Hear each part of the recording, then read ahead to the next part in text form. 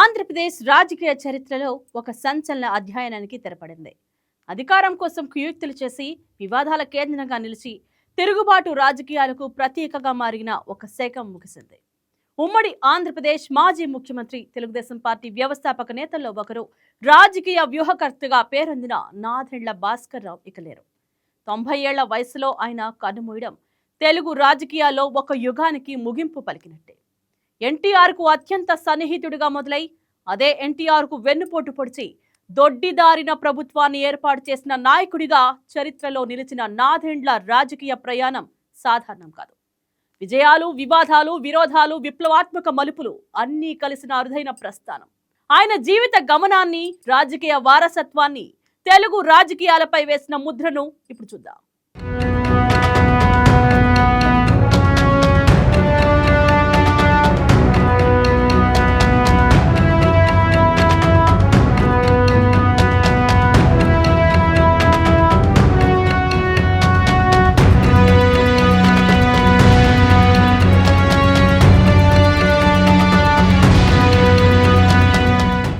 తెలుగు రాజకీయాల్లో నాదెండ్ల అనే పేరు వినగానే ముందుగా గుర్తుకొచ్చేది 1984 రాజకీయ సంక్షోభం. అధికార వ్యామోహం ఎలా ఉంటుందో, రాజకీయ దాహం ఎలాంటి కుట్రలకు పురికొల్పుతుందో, ప్రజాస్వామ్య వ్యవస్థ ఎంతటి పరీక్షను ఎదుర్కొంటుందో కళ్లకు కట్టిన చారిత్రక ఘట్టం. అదే ఘట్టానికి కేంద్ర బిందువుగా నిలిచిన వ్యక్తి నాదెండ్ల భాస్కర్ రావు. 1935 జూన్ 23న గుంటూరు జిల్లా దోనేపూడిలో జన్మించిన నాదెండ్ల సాధారణ కుటుంబం నుంచి ఎదిగి రాజకీయాల్లో అసాధారణ ముద్ర వేశారు. న్యాయశాస్త్రం చదివి ప్రజా జీవితంలోకి వచ్చిన ఆయన మాటల్లో పదును, ఆలోచనలో వ్యూహం, రాజకీయాల్లో దూకుడు కలిగిన నాయకుడిగా గుర్తింపు తెచ్చుకున్నారు. విజయవాడ నుంచి ఎమ్మెల్యేగా గెలిచి అసెంబ్లీలో అడుగుపెట్టిన రోజు నుంచే ఆయన రాజకీయ పయనం ప్రత్యేక మార్గంలో సాగింది.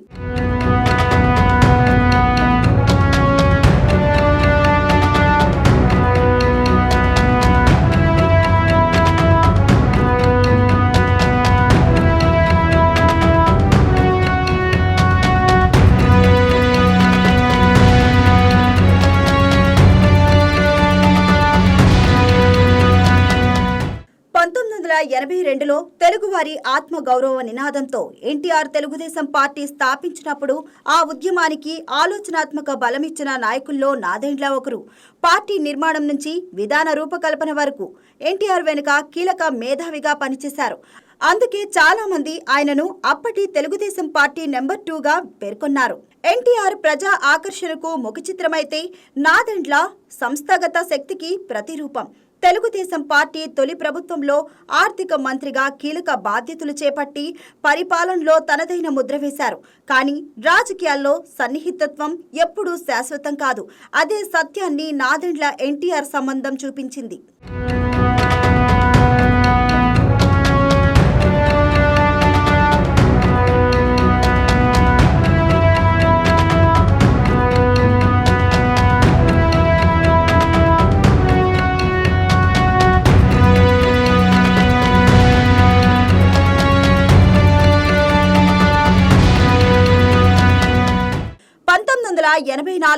ఆంధ్రప్రదేశ్ రాజకీయాల్లో ఎప్పటికీ చెరగని సంవత్సరం.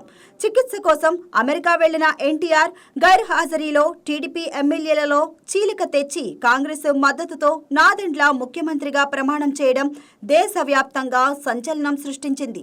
ఆగస్టు 16న ముఖ్యమంత్రి కుర్చీలో కూర్చున్న ఆయన కేవలం నెల రోజుల్లోనే రాజకీయ తుఫాను మధ్య చిక్కుకున్నారు. ఈ పరిణామం కేవలం అధికారం మార్పు కాదు, ప్రజాస్వామ్యాన్ని అపహాస్యం చేస్తూ రాజకీయ విలువలపై పెద్ద చర్చకు దారితీసిన ఘట్టం. ఎన్టీఆర్ తిరిగి వచ్చి ప్రజాస్వామ్య పరిరక్షణ పేరిట ఉద్యమం ప్రారంభించడంతో అది రాష్ట్ర సరిహద్దులు దాటి జాతీయ అంశమైంది. ప్రతిపక్షాలు, పౌర సంఘాలు, జాతీయ నాయకులు ఎన్టీఆర్కు మద్దతుగా నిలవడంతో కేంద్రం గవర్నర్ను మార్చాల్సిన పరిస్థితి వచ్చింది.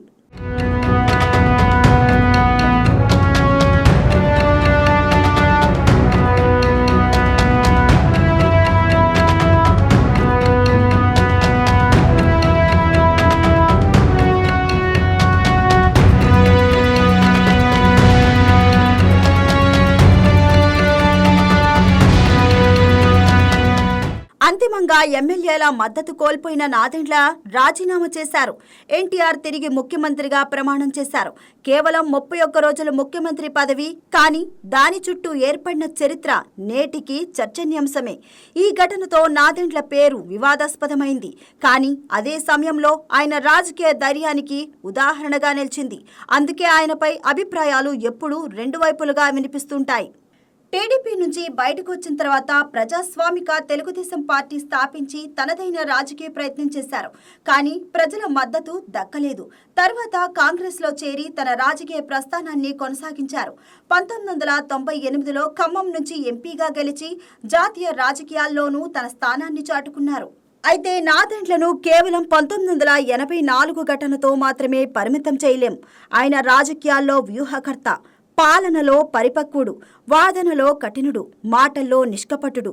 అందుకే చివరి దశలో కూడా ఇంటర్వ్యూలలో ఎన్టీఆర్పై తన అభిప్రాయాలను స్పష్టంగానే చెప్పేవారు. తన ఆత్మకథ వాకింగ్ విత్ డెస్టినీలో కూడా తన రాజకీయ జీవితంలోని అనేక వివాదాలపై తన కోణాన్ని వెల్లడించారు.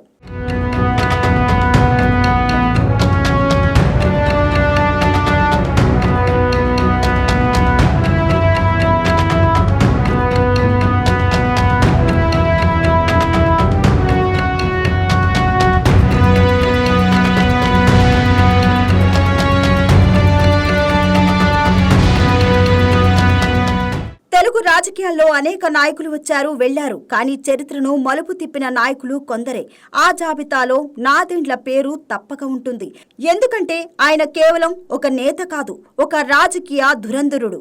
విచిత్రం ఏంటంటే ఎంతటి వివాదాలకు కేంద్రంగా నిలిచారో అంతే ప్రశాంతంగా తర్వాతి జీవితాన్ని గడిపారు. ఒక దశలో అధికారానికి ప్రత్యామ్నాయంగా కనిపించిన నాయకుడు తర్వాత చాలా కాలం వివాదాలకు దూరంగా మౌనంగా జీవించారు.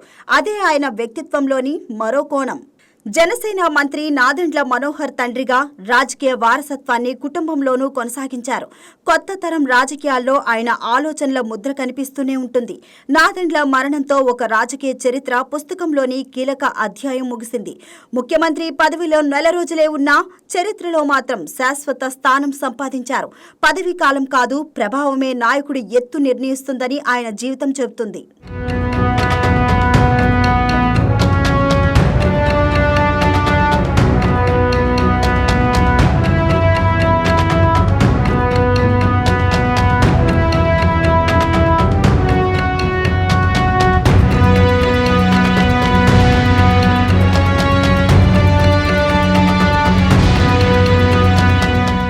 ఇప్పుడు ఆయన భౌతికంగా లేరు. కానీ 1984 సంక్షోభం గురించి ఎప్పుడైనా చర్చ వస్తే, ప్రజాస్వామ్య పరీక్షల గురించి ఎప్పుడైనా మాట్లాడితే, తెలుగుదేశం పార్టీ ఆవిర్భావ చరిత్ర తిరగరాస్తే నాదెండ్ల భాస్కర్ రావు పేరు తప్పకుండా వినిపిస్తుంది. ఆయనను కొందరు తిరుగుబాటు నాయకుడిగా గుర్తించుకుంటారు, కొందరు వ్యూహకర్తగా, మరికొందరు కుతంత్రాల నేతగా, ఇంకొందరు వివాదాస్పద ముఖ్యమంత్రిగా. కానీ ఒక విషయం మాత్రం మారదు, ఆయన చరిత్రలో మిగిలిపోయిన పేరు.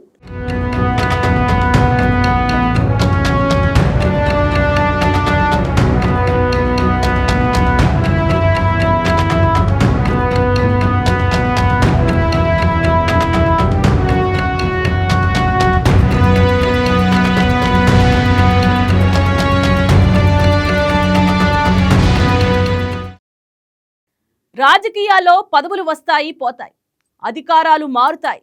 కానీ కొందరు వ్యక్తులు మాత్రం వ్యవస్థపై చెరగని ముద్ర వేసి వెళ్తారు. నాదెండ్ల భాస్కర్ రావు అలాంటి నేతే. ఎన్టీఆర్కు తోడుగా ఉద్యమం నిర్మించిన నాయకుడిగా, అదే ఎన్టీఆర్కు సవాలు విసిరిన తిరుగుబాటు శక్తిగా, ప్రజాస్వామ్య చర్చల్లో చిరస్థాయిగా నిలిచిపోయిన వ్యక్తిగా ఆయన ప్రస్థానం ప్రత్యేకం. ఒక నెల ముఖ్యమంత్రి పదవి, కానీ దశాబ్దాల చర్చ. ఒక వివాదం, కానీ శాశ్వత చరిత్ర. అదే నాదెండ్ల భాస్కర్ రావు రాజకీయ జీవితం. ఆయన మరణంతో ఒక నాయకుడిని మాత్రమే కాదు, తెలుగు రాజకీయాల్లో ఒక అరుదైన అధ్యాయాన్ని కోల్పోయాం. నాదెండ్ల లేరు, కానీ ఆయన చరిత్ర ఇంకా మాట్లాడుతూనే ఉంటుంది.